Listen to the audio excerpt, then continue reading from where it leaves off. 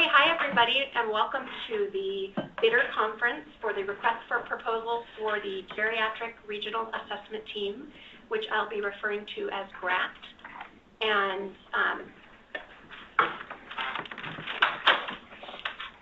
we will go around the room and do introductions and also do introductions on the phone. Before I get started, I just want to level set with a quick description of what GRAT is, why we are all here.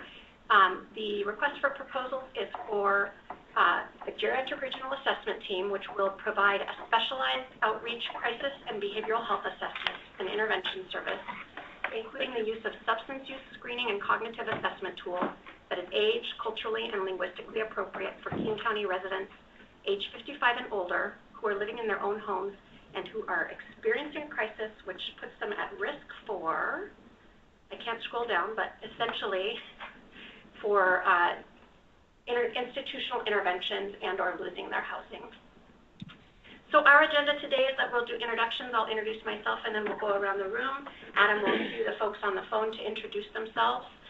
I am going to give an overview of the two funding sources for GRAT, of the equity and social justice considerations, the history of GRAT and what it is that we are RFPing, and then our selection process and the timeline, and then we will take questions.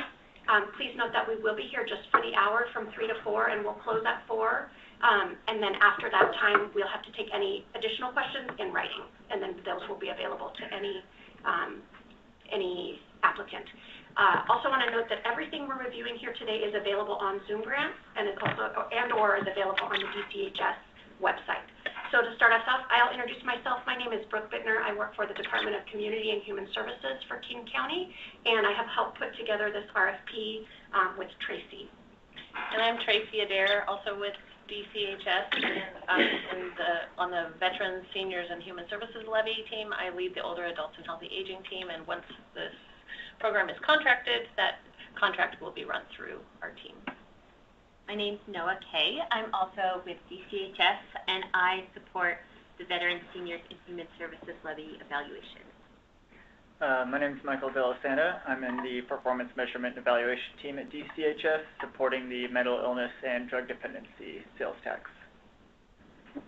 Hi, I'm Nora Irwin-Couture. I'm from Sound Generation, formerly Senior Services, and I'm the Director of Information Advocacy. I'm Mary Canagard, and I'm from Sound Hill. I manage the Expanded Community Services program there. I'm Victor Lu. I'm the Director of Recovery Services from Asian Counseling and Referral Service. I'm Yun Juhan. I'm also with Asian Counseling and Referral Service. I oversee behavioral health program. And I'm Adam Schmid, the Community Liaison for the Veterans, Seniors, and Human Services Levy. And we've got, I'll go to the phones now. We've got about 4 people from King County staff on here. First we have Nikki. Nikki, do you want to introduce yourself? Maybe not. You're muted. So. Hello. Oh, hello. Hello. Hi, can you hear me? Yeah. Hi, this is Nikki, Program Specialist with King County Department of Community and Human Services, with the Older Adults and Healthy Aging under the Levy team. Thank you, Nikki. We also have Chris Verskyle. Hi everyone, this is Chris Verskyle with the Department of Community and Human Services, Behavioral Health and Recovery Division, and my intersection here is with, in terms of overarching responsibility for the MIDD behavioral health sales tax. Thank you, Chris. And finally, Virginia. Hi, I'm Virginia Wise, and I'm also a Program Specialist on the Older Adults and Healthy Aging team in the Department of Community and Human Services. Thanks, Virginia. We also have 3 people on the phone. First, I'm going to see Julianne. Would you mind introducing yourself? And you're currently muted, just so you know.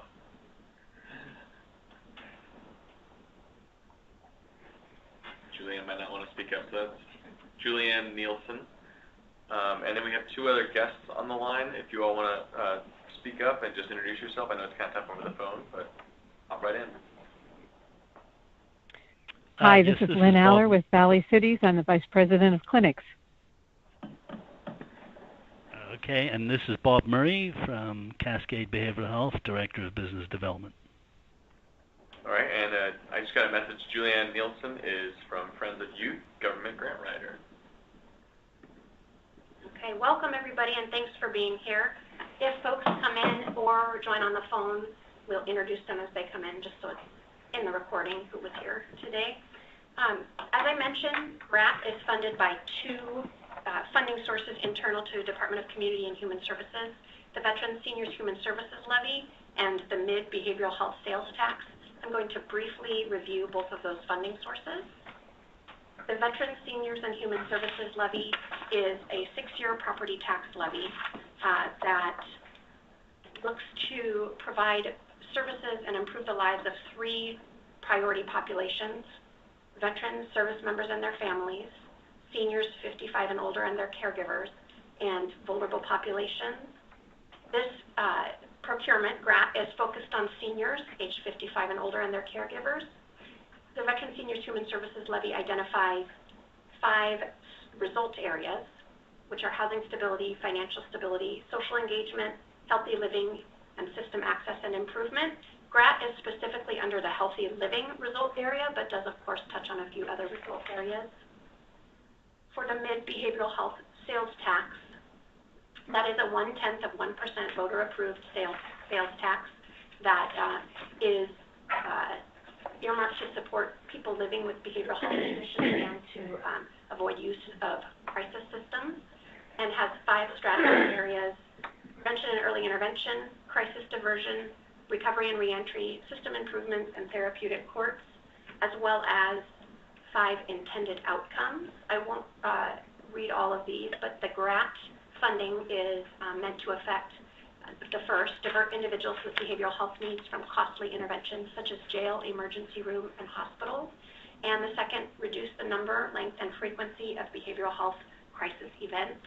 And these result areas and policy goals are available on the DCHS website. There is a Veterans Seniors and Human Services Levy implementation plan that covers all the Veterans Seniors Human Services Levy investments, and there is a MIDD 2 implementation plan that also covers all the MIDD investments, again available on the DCHS website. For this and for all procurements, King County is committed to equity and social justice and to leading with race in that commitment. The goal of the procurement for GRAT, as with all procurements, is to ensure that all people, regardless of who they are and where they live, have the opportunity to thrive with full and equal access to opportunities, power, and resources. And we seek to support organizations that are reflective of and embedded in the communities they serve and recognize and address the disparities and disproportionality that exist in our communities, including geographic challenges to service access. And we say this not to check a box, but to really point to the fact that in this procurement, we're looking for agencies that are able to serve the diverse population of older adults in King County, from racial and ethnic communities, language communities, to geographic areas that have tended to be underserved and LGBTQ older adults. For the background on GRAT and the RFP, I'm going to transition to my colleague. So you may know the history of GRAT, or may not, but the Geriatric Regional Assessment Team had been around for about 15 years and was recognized as promising practice by SAMHSA and other entities around regarding outreach to older adults who have behavioral challenges.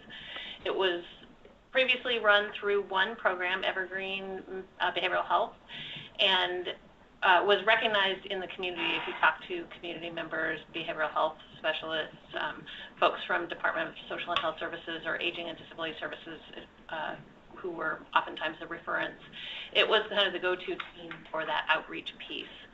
It's important that having a geriatric-focused outreach team is very important because of the number of growing older adults in King County.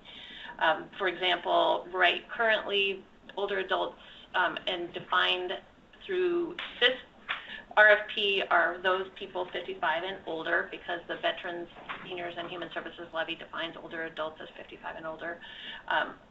That population makes up almost 30% of King County's residents at this time, and by the year 2039, that will be at least a third of the county's population will count as older adults.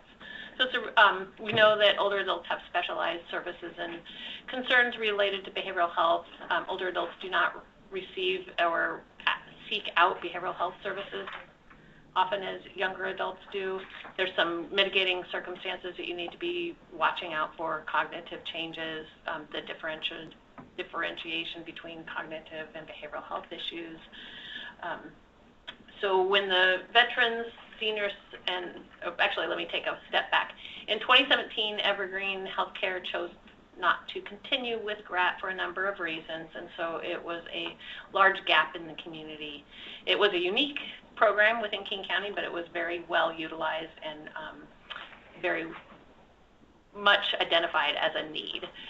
So when the Veterans, Seniors, and Human Services group was looking at the community interactions and engagement and looking at what could this additional seniors funding support, GRAT came up over and over as a piece of something that was really important that the community members wanted to bring back that outreach piece. So we were able to add that, and it had been previously funded through MIDD, and that was where the ability to bring that back. So we're bringing it back on board and RFPing it, knowing that it's been a gap in the community for at least 18 months. And in terms of the Veterans, Seniors, and Human Services levy, and also MIDD kind of policy and aim and outcomes, the Geriatric Regional Assessment Team is expected to contribute to both healthy living, keeping people as well as they can be, and housing stability. So someone's at risk for losing their home or losing where they live because of their behavioral health issues, we expect GRAT to address those issues. And in terms of diverting older adults with behavioral health needs from using costly interventions, as Brooke mentioned, such as jails, emergency rooms, and in particular hospitals. So that is kind of the reason we're putting the RFP out there and bringing GRAT back, and we're having this conference. So I'm going to, this is Brooke again, move into discussing the expected outcomes for the GRAT team. There are two sets of expected outcomes, one from Veterans, Seniors, Human Services Levy and the other from the MIDD Behavioral Health Tax. But please note that there's a lot of overlap, and it's the goal of the evaluators from those two teams to create a data collection system and requirement for the provider that is not too onerous and that kind of meets requirements for both. And the outcomes that I'll discuss are sample outcomes, and they will be co-defined by the selected provider with the evaluation staff at King County. These two images on your screen are pulled directly from the implementation plans for Veterans, Seniors, Human Services Levy and MIDD, and so they are available online. And both are based on the Results-Based Accountability, or RBA framework, which asks in any social service, how much, how well, and is anyone better off? And you'll see that reflected in the sample outcomes. For this image is from the Veterans, Seniors, and Human Services Levy implementation plan, and you'll notice some sample outcomes. So outcomes may include percentage of clients with positive response to did we treat you well, rate of program staff retention, client demographic analysis. Again, to be defined by the provider in cooperation with the evaluators here at DCHS. For MIDD behavioral health tax, some outcomes may include number of referrals, and I should note, did include for the previous iteration of GRAT. These are the outcomes that were measured. Percent of referrals staffed within 1 day and documented diversions, number of clients served, percentage of referrals with provider documented diversions, percent diverted from emergency department or psychiatric inpatient, percent with reduced emergency department or psychiatric inpatient, percent with reduced crisis events. And I also want to note that this kind of analysis will be done based on data collected from the agencies and also using data that our evaluators have access to that the agencies may not. So for example, we may be able to track jail bookings or jail days based on the participants that are touched by this program that a provider agency wouldn't, but we can bring together that kind of data. And again, this is defined between the provider and the evaluation team. And we have two evaluators here if there are questions around that.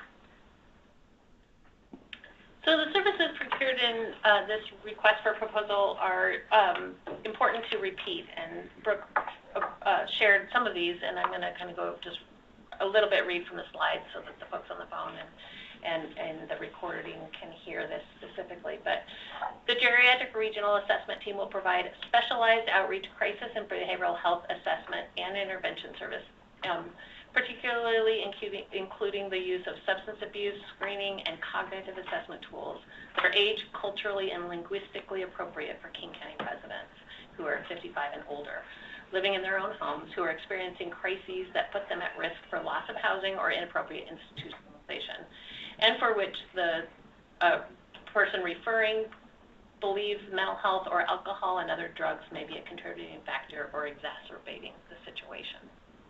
GRAT will include comprehensive cognitive and behavioral assessment, crisis intervention, and then referral and linkage to community resources for older adults struggling with cognitive, mental health, and or substance abuse. The team will consist of a variety of professionals trained and or certified in geriatric behavioral health services. The team may include geriatric mental health specialists, chemical dependency professionals, licensed mental health counselors and social workers, a psychiatric nurse, and a consulting psychiatrist. The GRAT team will work collaboratively across disciplines to provide in-home cognitive, behavioral health, substance abuse, medical, psychosocial, and functional assessments, brief interventions, and then referrals to appropriate agencies. So that's kind of what we're procuring. And that text is in the RFP document that's available on Zoom Grants. Available funding for this grant, again, there are two funding sources, MIDD Behavioral Health Sales Tax and Veteran Seniors Human Services Levy. You'll note that there is a column for 2019-2020. We have, the allocation is set for both funding sources for 2019-2020.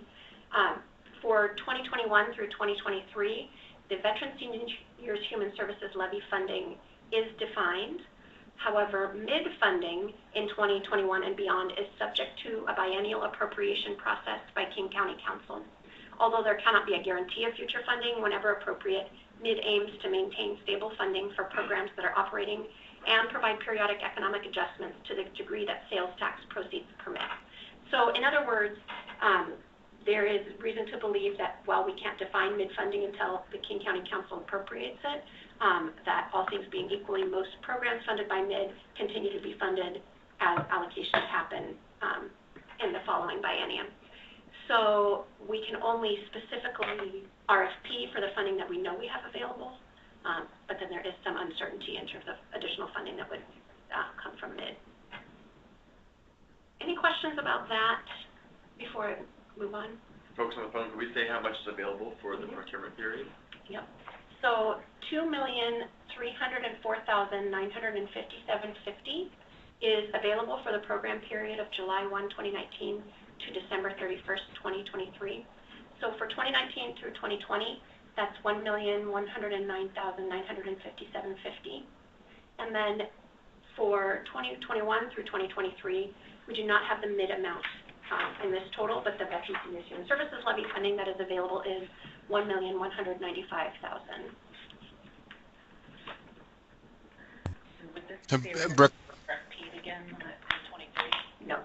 The question, Chris has a comment. The question was, would this theoretically be re-RFP'd for 2021 through 23? And the answer is no, the provider. But at the end of At 2023? Yeah. That's a question I can't answer. Because the Veterans Human Service Levy is set to sunset in 2023, we can't speak to whether that would happen, but by the time a renewal, if it is proposed by the council, were to happen, then if it's funded in that levy, then you'd see a reprocurement. It wouldn't be just an extension of a contract at that point. Chris, did you have something to add? oh, sure. Just that to reiterate again that the MIDD funding level, although it is not defined here, there's good reason to believe, and a lot of history to show that MIDD, when it funds a project, sticks with that project, and it's part of our overarching aim to provide economic adjustments that help the funding level keep up with the cost of doing business.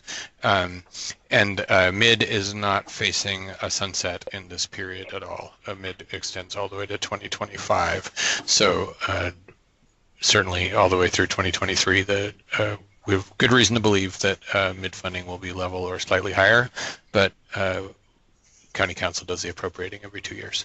So thanks for your understanding about that. No, thank you, Chris. So, and we will have more time for questions. That's when I really wanted to emphasize that while we can't do that after this biennium, that MIDD funding, there is reason to believe that that funding will continue to be available. So on to the rating criteria and our process and timeline. This chart is in the RFP document that is on Zoom Grants, and this clearly lays out the criteria upon which all applications will be rated. It is a total points available are 100, and they are divided up under the following kind of subheadings: equity and social justice, organizational capacity and program model, partnerships and collaboration, budget and fiscal, and data collection and evaluation. So this set of criteria is designed to just evaluate based on the application, the ability of the provider to implement GRAT. This, again, is in the RFP document that's attached to the Zoom Grants. And Brooke, we just had Nathan join us on the phone. Nathan, if you wouldn't mind introducing yourself and the agency you're from, if you're with an agency. Hello, can you hear me? Yes, we can. Yep. Okay. This is Nathan. I'm with Ada Healthcare. Thanks, Nathan. Okay, welcome.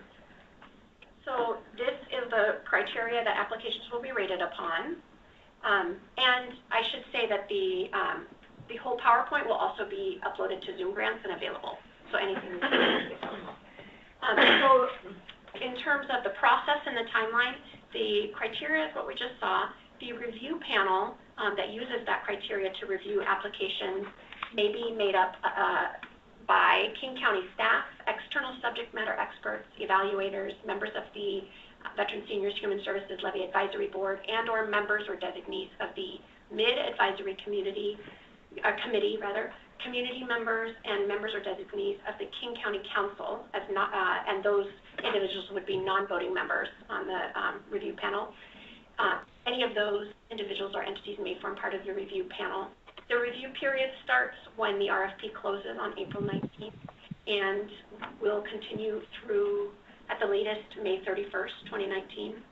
The process is that the review panel reviews all the applications based on the criteria that we went over just a couple of minutes ago, then makes a recommendation to the Director of the Veteran Seniors and Human Services Levy Adult Services Division, and then that recommendation goes to the Director of DCHS, or Department of Community and Human Services, for a final decision. So the review panel rates on the criteria we discussed and then makes a recommendation. The final decision is made by our Director at Department of Community and Human Services. Then King County will notify,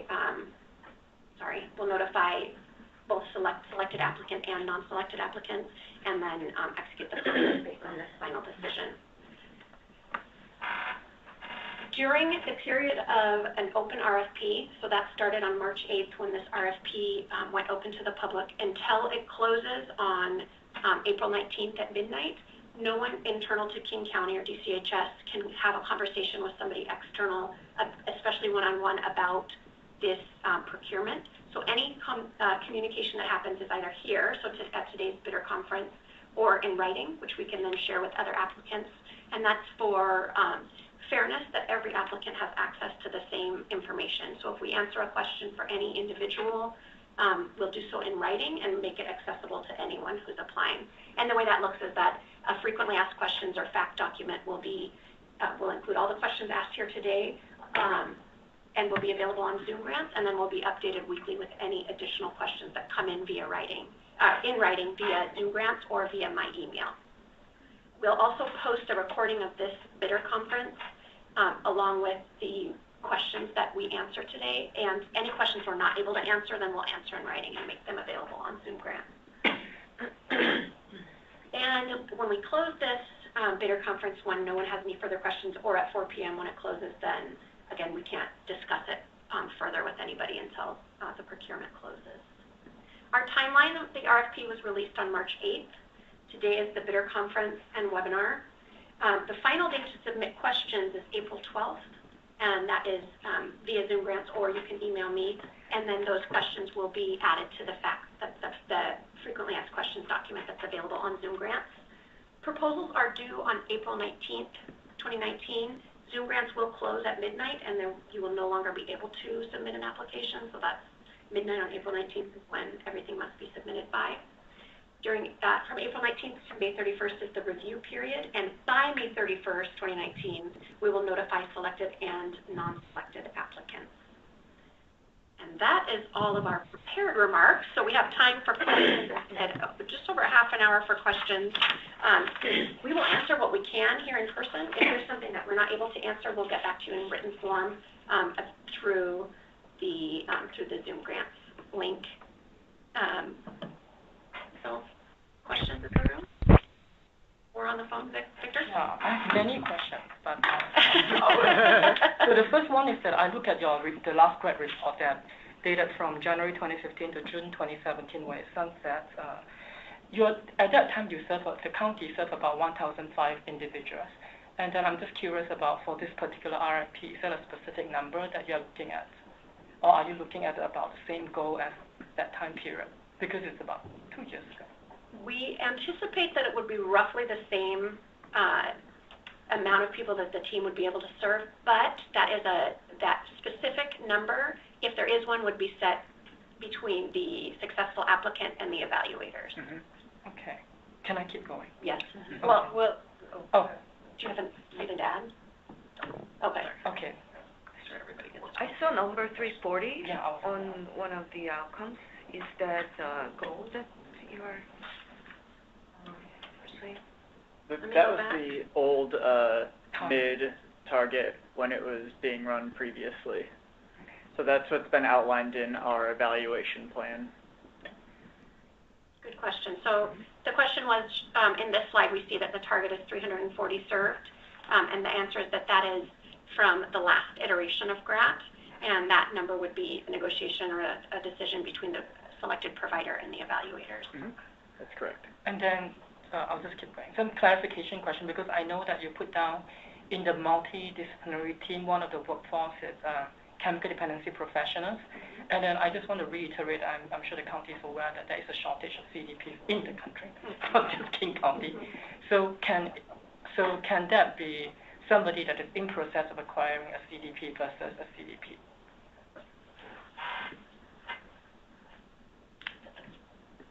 I can attempt to answer that, and we may clarify in the written response.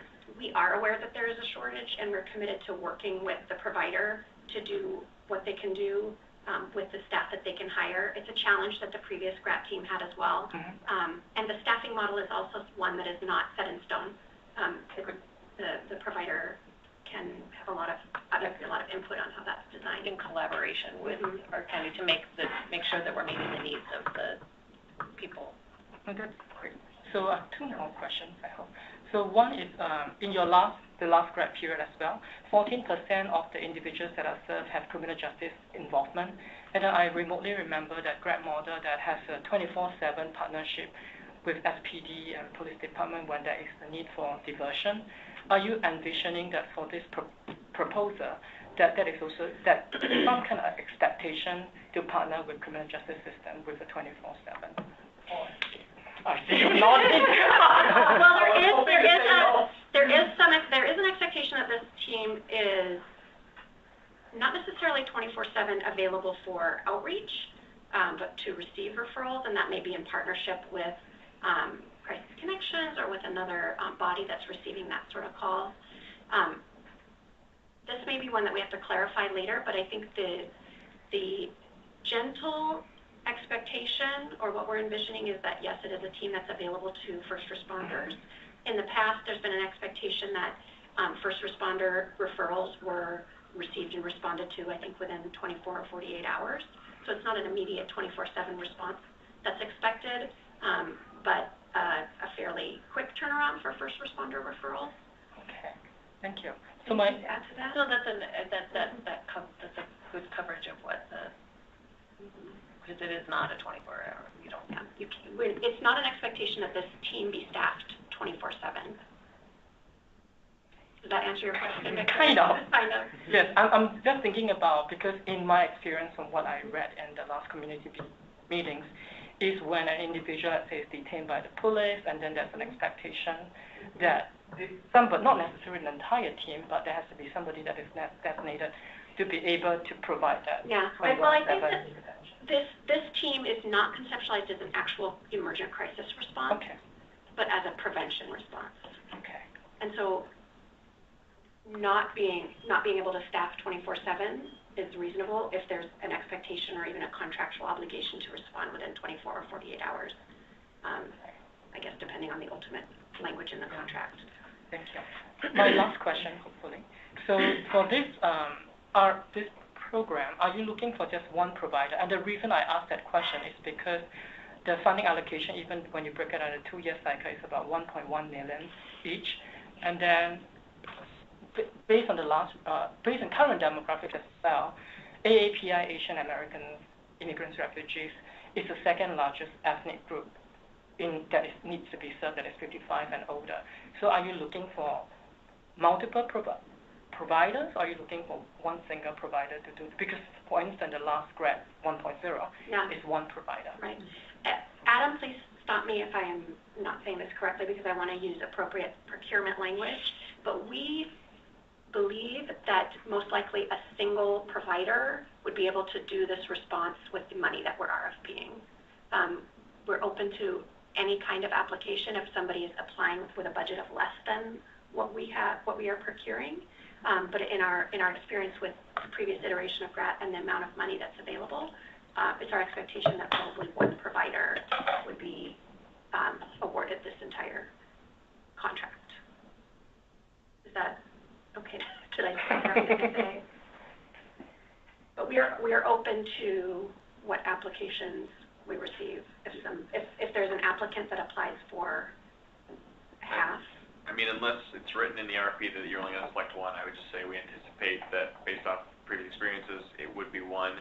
However, the review panel and the director have ultimate decision on what that is. So if 2 competitive applications come in or a collaboration comes in, and that's more compelling than just one agency, we would not be like, oh, well, we're going to do one because that's what we've done before. So I would say it's what we anticipate, but it's not ruling it out. Right. Thank you. Is there a number that you can provide historically of the lives covered from Evergreen Behavioral Health to give a sort of estimate of the coverage required? And who's this? This is Bob Murray from Cascade Behavioral Health. Hi, Bob. Thank you. So the question is, it may be that Michael has this answer, or maybe we'll come back to you, but the number of individuals touched by the service under Evergreen? I don't have that number offhand, but I can definitely get it and make sure that we provide it as soon as we can. Can I also add a question about how many out of these people who were touched, how many percentage had mental health or cognitive or SUD issues? So if I have an idea about, are we talking about more of a cognitive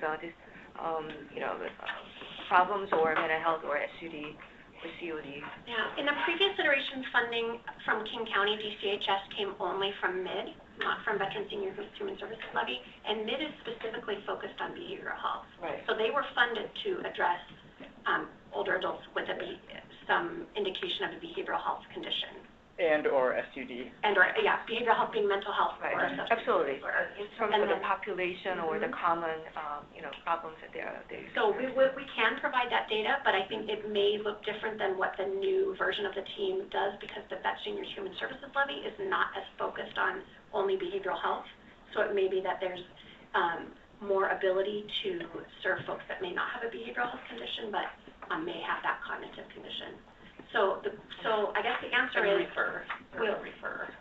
or refer out. But the answer is we will provide you with those numbers from the past, but that's not necessarily definitive of the new iteration of GRAT. And I'm guilty of not reading the RFP very carefully, like my colleagues. Is there, limitation on, their eligibility? Are you serving low-income Medicaid plans, or we can serve anybody even if they have a private insurance and well-off? There is no limitation based on the funder or the payer for the individual or the income. However, there is an expectation that the provider, if they're enrolled with a behavioral health provider, that the GRAT provider transition to them to their longer-term care provider as soon as it's clinically appropriate. And so, yeah, go ahead. Sorry.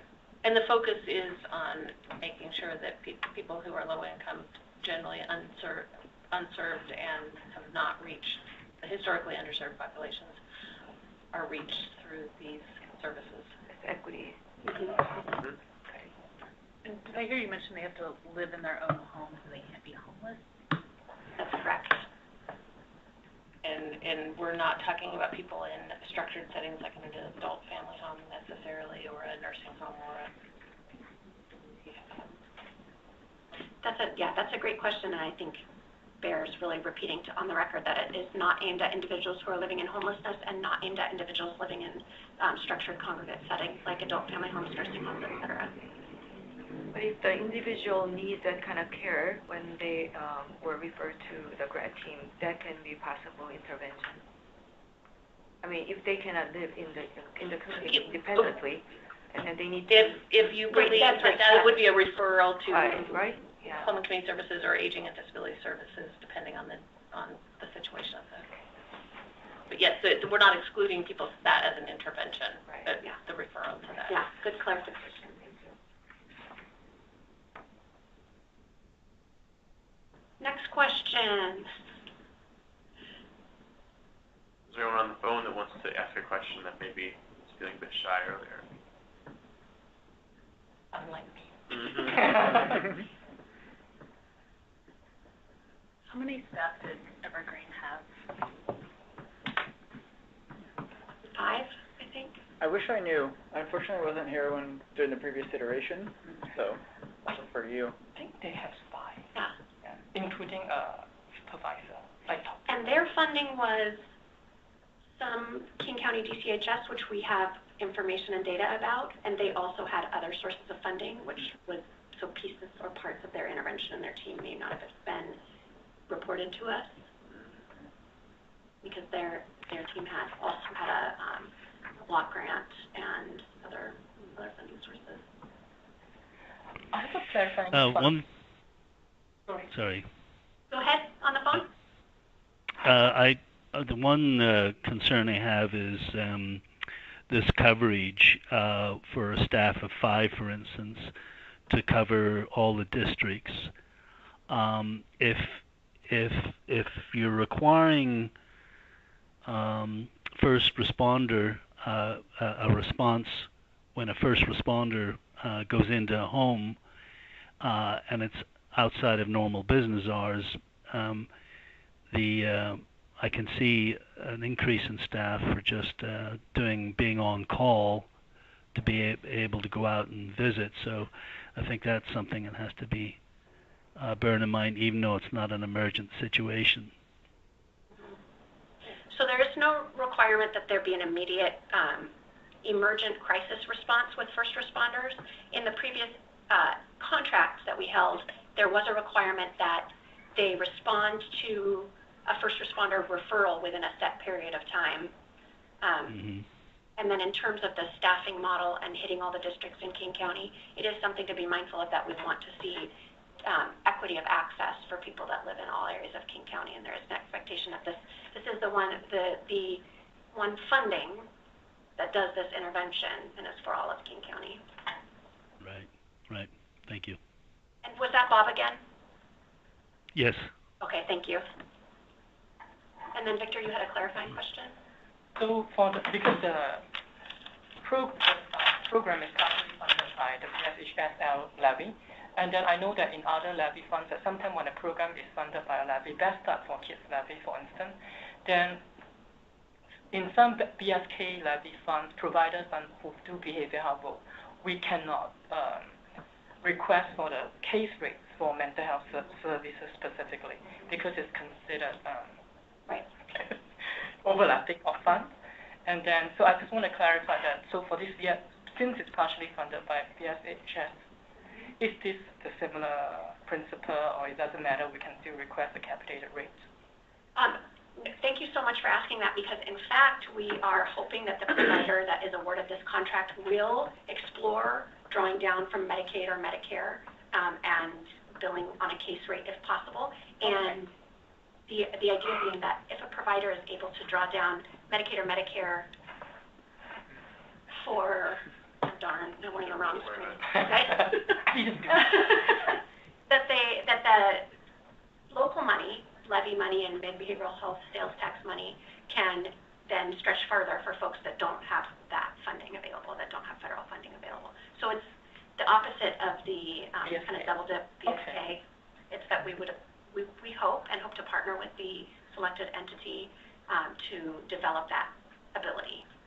I can foresee, because of the nature of the GRAT, that will be outreaching and stabilization and linkage to the ongoing services. And when they are referred to ongoing mental health or SUD services, then exactly. Right. GRAT is not an ongoing service. It's a short-term intervention, prevention, referral service.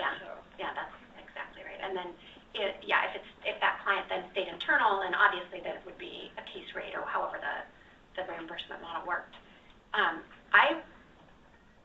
I am hopeful that outreach and short-term and crisis-based interventions in fully integrated managed care will be more reimbursable. And so it could be that the team that, the entity that runs GRAT could be part of the conversation that pushes our system toward more equitable payment for that type of intervention.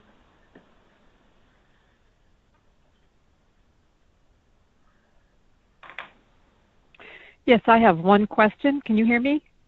Yep. Do you mind saying who you are? Yeah, this is Lynn Aller with Valley Cities.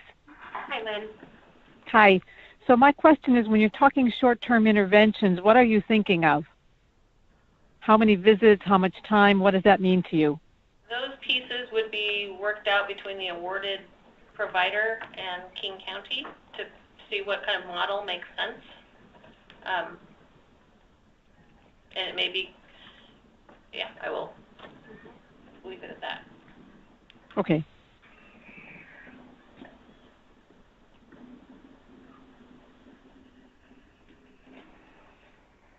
It is the case, however, I will say that if it turns out that a referral has been made and somebody already is enrolled in the behavioral health system, then the best practice would be to refer back to that enrolled agency for the service and prevention. But you don't always know that at the time of right.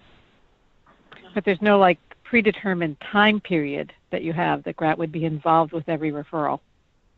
No. Okay.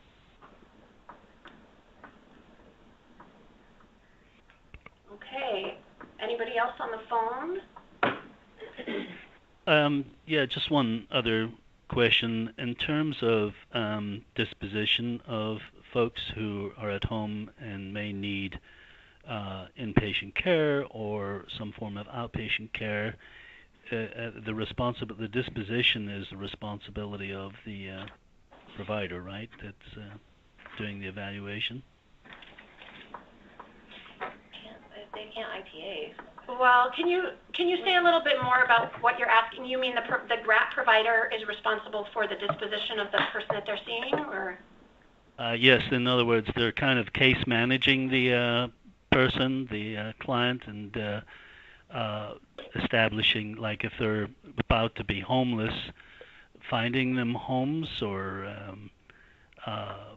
dealing with their behavioral health issues, following them through their behavioral health service or treatment? I think the answer to that might be similar to the answer to the previous question by Lynn, that the intervention itself would be defined by the provider in collaboration with King County, but disposition may be referrals, it may be any of the things that you're talking about, okay. And it would be determined based on the assessment conducted by the team. Mm-hmm. Okay, fair enough.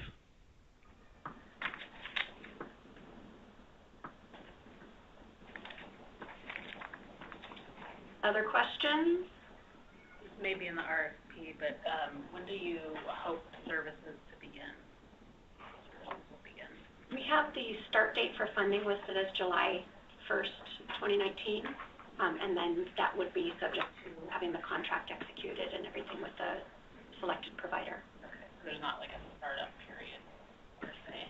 But that can be part of the pieces that you put into an award and your expectations, and then that could be part of the contracting process. Is what would those startup pieces be, and you're asked to provide a budget, and that could be included in the budget that is presented by the applicants. Mm-hmm. Yeah, you will see a question in the RFP somewhat related to that to describe startup. You don't have an expectation that anyone has a GRAT team ready to go.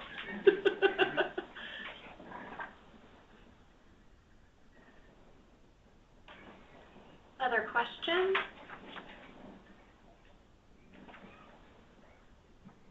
Okay, unless anybody pops up with another question, I will close our bidder conference and again remind you that is there a question? Next steps. Thank you. Our today's bidder conference along. It's kind of wonky. Oh, that's weird. Oh yeah, I'm sorry. looking at your screen. My screen is now flipped with this, so this is the. You want to try and do that and restart it? See if that'll work out. There we go. Thank you. Thank you. So this recording of today's bidder conference, along with the written versions of the questions and answers and any information that we did not have, as well as any questions that we receive in writing, will be available on Zoom Grants. You can apply, you must apply via Zoom Grants before April 19th.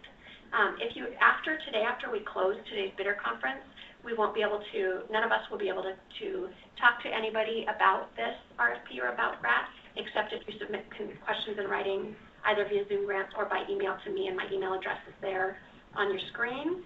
And questions are due by April 12th, 2019, and then the RFP closes on April 19th, 2019. One more question. So when we applied, if we go in there, do you have a specific questions that you want us to address? Yes. The word limit, number of words? There are word limits. I want to say it's like 60,000 words. It's pretty big. You get more words than... It's been helpful in the past, just to clarify for Zoom Grants, to type it up in like Word document if you have that, and then Word will tell you how many letters or words you use. That's helpful too. But yeah, I don't feel like you have to hit the limit. We're not having that expectation. And there are 12 or 13 specific questions, and you can get those questions. They're in Zoom Grants itself in the format that you input, but they're also on there as an attachment. So if you go on there are 5 documents that you can download and print. One is the RFP document, so that has kind of what we ran through today. And then there are 2 documents that contain questions. One are scored questions and one are unscored questions. And the unscored questions are about your agency, just for DCHS's information and things that we need to have. And then the scored questions are where you'll really get to your agency's plan for what the team would look like, how you would implement, what your experience might be with this, what your approach to equity issues. The questions will get you to all that, and then you'll see that it kind of dovetails with the scoring criteria, the questions that you're answering, and then what we're scoring. But I do think it's a good idea to work on the questions ahead of time and then input into Zoom Grants to try to make your life easier.